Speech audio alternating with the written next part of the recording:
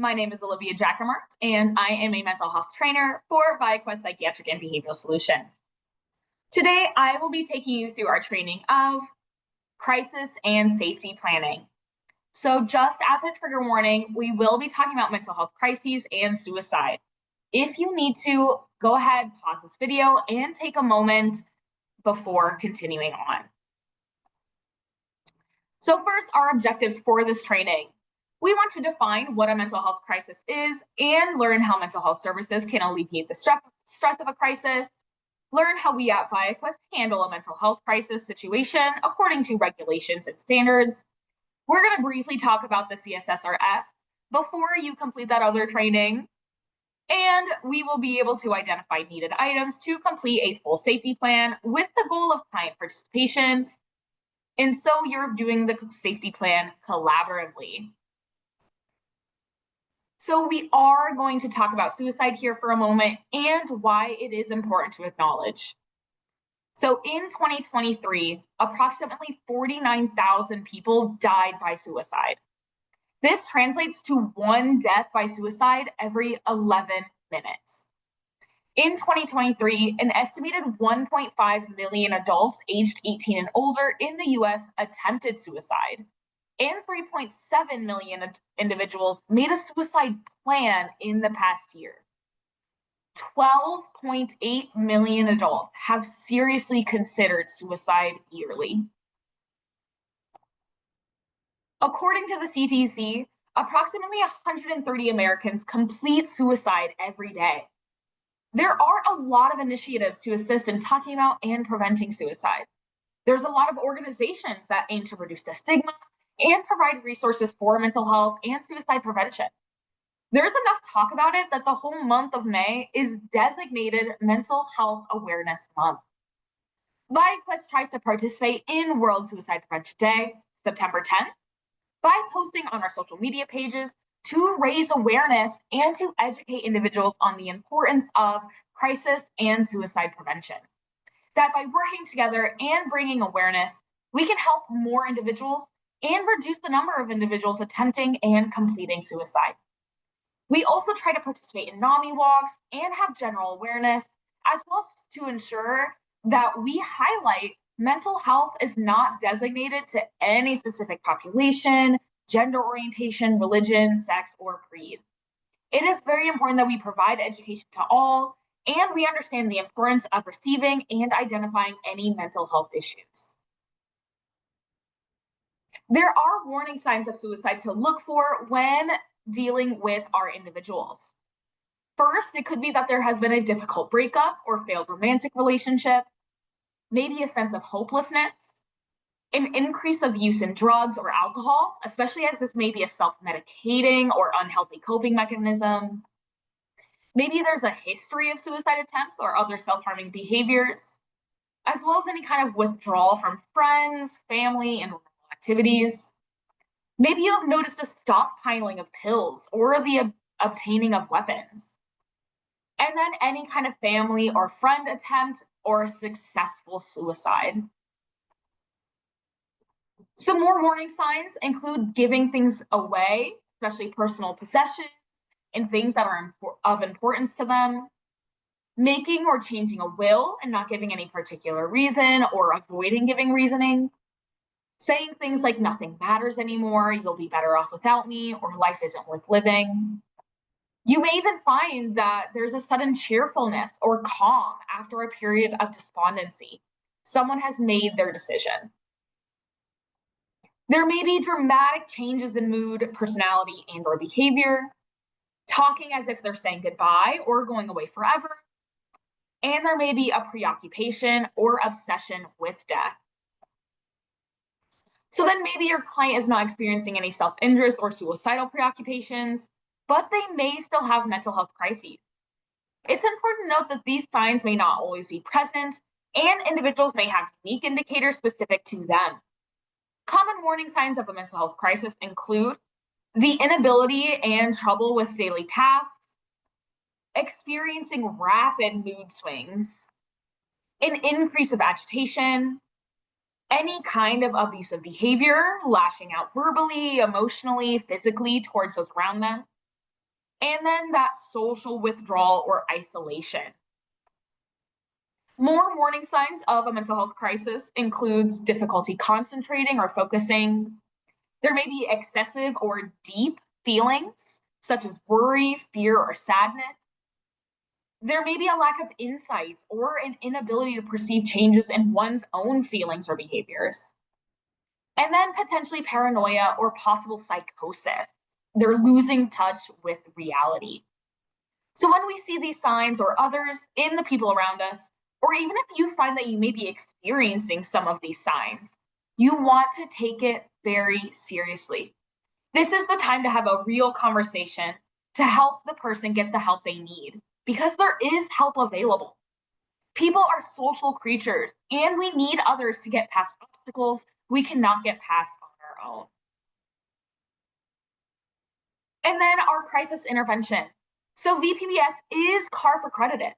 CARF is the Commission on Accreditation for Rehabilitation Facilities. With this accreditation, we can provide intervention services, but only for current, otherwise known as active clients. That is to say that VPBS is not a community crisis intervention agency.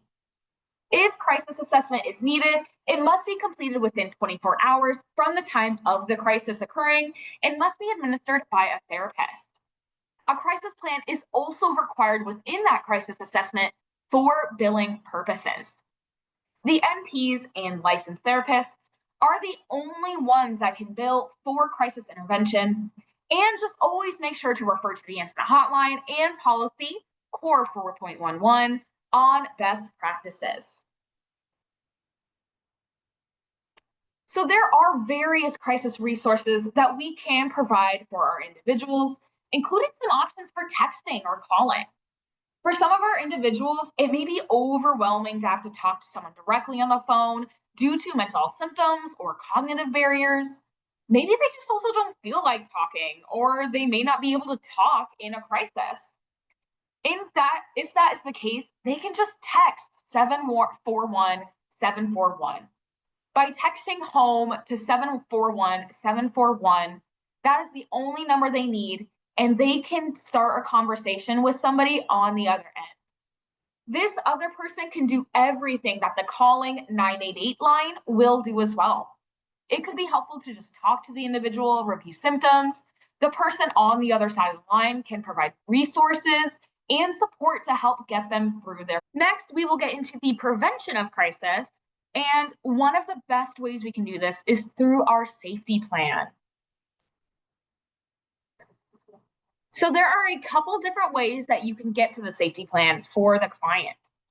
First, you will always want to find the correct client within the client search and open that client. After that, you can just look up the safety plan. So in SmartCare, you can use the magnifying glass to do a quick search. And once the magnifying glass is clicked on, a search box will appear. In that search box, you can start typing in safety plan, and the safety plan should populate in the drop down. Once you click on that safety plan, it will take you directly to the safety plan in the client's chart. Then there is the second way as well. So you can also, again, make sure you have the client that you want open. Then you can click on the client tab. That is what is circled here, number 1. You'll want to go down to the second option here, which is clinical documents, this banner, and then you will find safety plan from that cascading list. So you can find the safety plan there as well. And just remember, for either of these methods, a client will need to be open to be taken directly to the safety plan. If you do either of these before opening a client chart, SmartCare will prompt you to find a client before you get to the safety plan. So then this is what a safety plan looks like in SmartCare. It could be filled out with the client directly on here or on the paper safety plan form, though a paper format is preferable so that the client can receive a copy as soon as they are done creating or updating their safety plan. So here we see step 1 and 2 of the safety plan. Step one is about identifying those potential warning signs to understand triggers, and that could lead to an increase in unwanted behaviors, feelings, or thoughts. Step two requires the client to be able to identify their internal coping strategies and those self soothing strategies that can be implemented alone for the client. Step two is going to be all about finding ways in which the client can mitigate a potential increase in those unwanted thoughts, feelings, or behaviors independently. Step three is about the client identifying people in social settings that can provide a distraction for them when the self soothing is not working. So these are going to be typically those non paid supports for the client. Step four is about identifying individuals that the client can go to for help. So unfortunately, the self soothing didn't work, the distraction didn't work, and now the client will attempt to find some assistance. This can be anyone who the client feels can help them.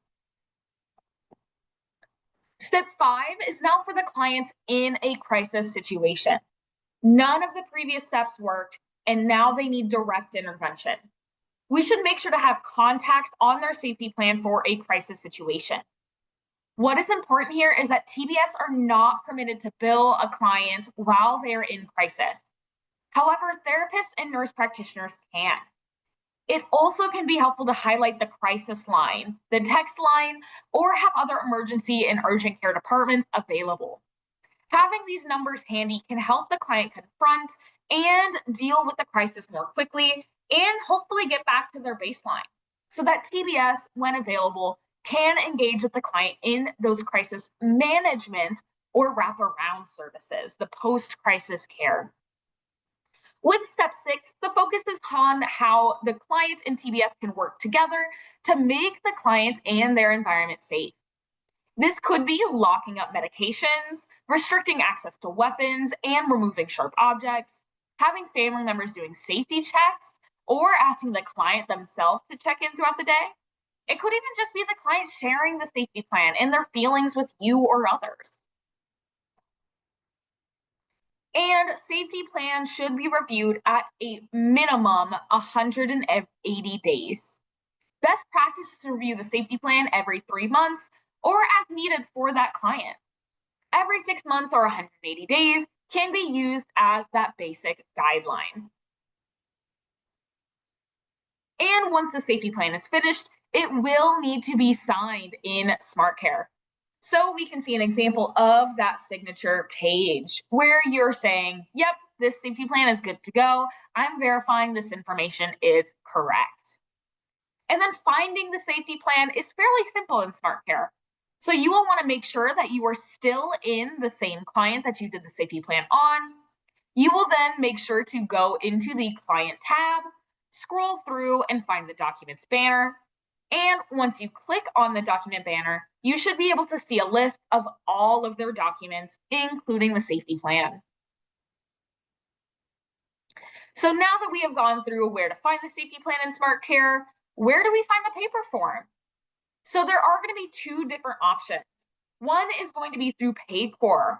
So first you will want to go to your profile, and then you can find it in the assignment and documents area. The second way is going to be through the SharePoint site.